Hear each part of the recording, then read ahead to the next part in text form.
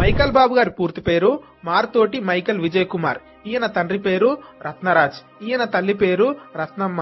ఈయన జమ్మలమడుగులో జన్మించాడు.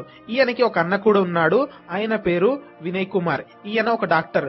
మైకల్ బాబు గారి ఇద్దరు తల్లిదండ్రులు కూడా డాక్టర్లే. అంతేకాకుండా వీళ్ళు పేదవారికి చాలా సేవ చేసేవారు. అంతేకాకుండా మిషనరీలతో కలిసి కూడా సేవ చేసేవాళ్ళు, అది మెడికల్ గా గానీ ఎకనామికల్ గా గానీ. మైకల్ బాబు కూడా చిన్నప్పటి నుంచి ఇది చూస్తూ పెరిగాడు. అందుకే మైకల్ బాబుకి పేద ప్రజలంటే చాలా ఇష్టం, వాళ్ళకి చాలా హెల్ప్ చేయాలనుకునేవాడు. మైకల్ బాబు వెంకటేశ్వర యూనివర్సిటీలో బీకాం కంప్లీట్ చేశాడు. తర్వాత వాళ్ళ అత్తమ్మ కూతురిని పెళ్లి చేసుకున్నాడు. ఆమె పేరు పుష్ప మైకేల్. వీరికి 4 సంతానము, 2 అమ్మాయిలు 2 అబ్బాయిలు. 2 అమ్మాయిల పేర్లు సరిత, శాలిని. 2 అబ్బాయిల పేర్లు డానియల్. ఇంకొక అబ్బాయి హైదరాబాద్ నుంచి వస్తుండగా డ్రైవర్ నిద్రపోయాడు. ఆ యాక్సిడెంట్ లో ఆ అబ్బాయి చనిపోయాడు. మైకల్ బాబు గారు ఒక ఆర్గనైజేషన్ ని స్టార్ట్ చేశారు జమ్మలమడుగులో. ఆ చుట్టుపక్కల ఉండే పేద ప్రజలకి హెల్ప్ చేయడానికి, అది మెడికల్ గా గానీ ఎకనామికల్ గా గానీ. అలా అంత మంచిగా ఉందనుకున్న టైంలో ఒకరోజు గొండ్లకోట పక్కన ఉన్న బోర్తిప్పన్పాడు ఊర్లో మైకల్ బాబు గారి మనుషులు సేవ చేయడానికి వెళ్లారు. గొండ్లకోట శివారెడ్డి గారిది. ఆ పక్కన విలేజ్ లో మైకల్ బాబు గారి మనుషులు సేవ చేస్తుంటే శివారెడ్డి గారి మనుషులు వచ్చి ఇష్టం వచ్చినట్లు మైకల్ బాబు గారి మనుషులను కొట్టారు. ఆ పంచాయతీ పోలీసుల వరకు వెళ్ళింది. అప్పుడు మైకల్ బాబు గారు ఇంకా ఫ్యాక్షనిస్ట్ కాదు. అప్పుడు సిఐ పంచాయత్ చేస్తుండగా మాట పెరిగింది. అప్పుడు శివారెడ్డి గారు నీ ఆఫీస్ ని సాయంకాలం కల్లా లేపేస్తానని చెప్పేసి వార్నింగ్ ఇచ్చాడు. అది మైకల్ బాబుకి అస్సలు నచ్చలేదు. మైకల్ బాబు శివారెడ్డి ఇలా అన్నాడని చెప్పేసి తన మనుషులకు చెప్పాడు. అప్పుడు వాళ్ళు కర్రలను కత్తులను అన్నిటినీ రెడీ చేసుకున్నారు శివారెడ్డి వస్తున్నాడని. శివారెడ్డి అందరిని వేసుకొని వస్తున్నాడు, పెద్ద గొడవ జరగబోతుందని చెప్పి పోలీసులకు తెలిసింది. పోలీస్ వాళ్ళు ఇక్కడ పెద్ద గొడవ జరుగుతుందని సిఆర్పిఎఫ్ కి ఇన్ఫార్మ్ చేశారు. సిఆర్పిఎఫ్ పోలీస్ అందరు వచ్చారు. అక్కడ మనుషులు చాలా మంది గుమిగూడారు. సిఆర్పిఎఫ్ పోలీసులు వచ్చి అక్కడ గుమిగూడిన ఈ గ్రూప్ వాళ్ళని ఆ గ్రూప్ వాళ్ళని చెదరగొట్టారు. ఆ రోజు అక్కడ పెద్ద గొడవేం జరగలేదు.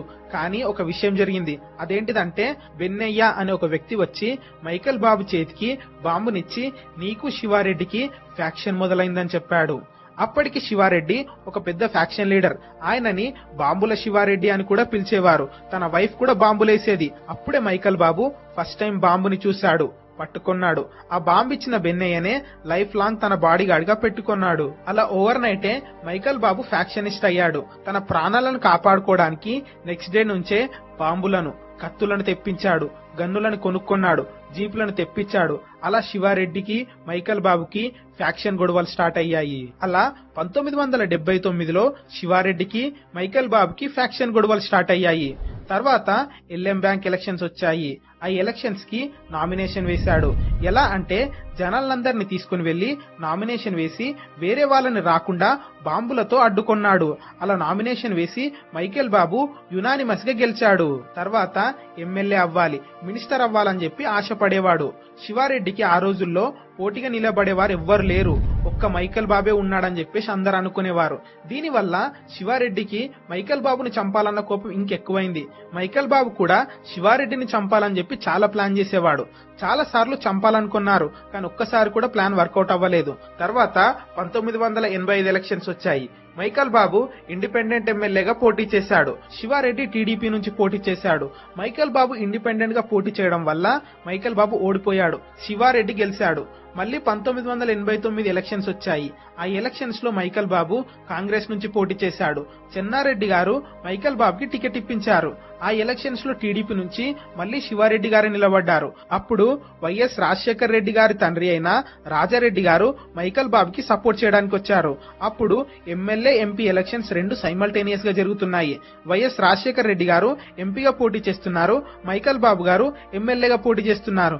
అలాంటి టైంలో రాజారెడ్డి గారు వచ్చి మైకేల్ బాబుకి చాలా సపోర్ట్ చేశారు. ఒక ప్రచారంలో అయితే ఒక మీసం వైఎస్ రాజశేఖర్ రెడ్డి అయితే ఇంకొక మీసం మైకేల్ బాబు, 2 మీసాలను నిలబెట్టుకుంటానని చెప్పి ప్రచారం చేశాడు. అలా ఆ సంవత్సరం గట్టిగా ప్రచారం జరిగింది. మైకేల్ బాబే గెలుస్తారని చెప్పి అందరు అనుకున్నారు. కానీ ఆ ఎలక్షన్స్ లో మైకేల్ బాబు ఓడిపోయాడు. ఎలాగంటే ఎలక్షన్స్ కి 3-4 డేస్ ముందు బాంబులన్నిటినీ బిల్డింగ్ లో చుడుతున్నారు. చుట్టుపక్కల ఉన్న విలేజెస్ కి డిస్ట్రిబ్యూట్ చేయాలని అలా కొన్ని వందల బాంబులను చుట్టారు. మైకేల్ బాబు ఇంటి ముందున్నాడు. సడన్ గా ఒక పెద్ద పేలుడు జరిగింది. బిల్డింగ్ అంతా పేలిపోయింది. అందులో ఉన్న మనుషులందరూ చనిపోయారు.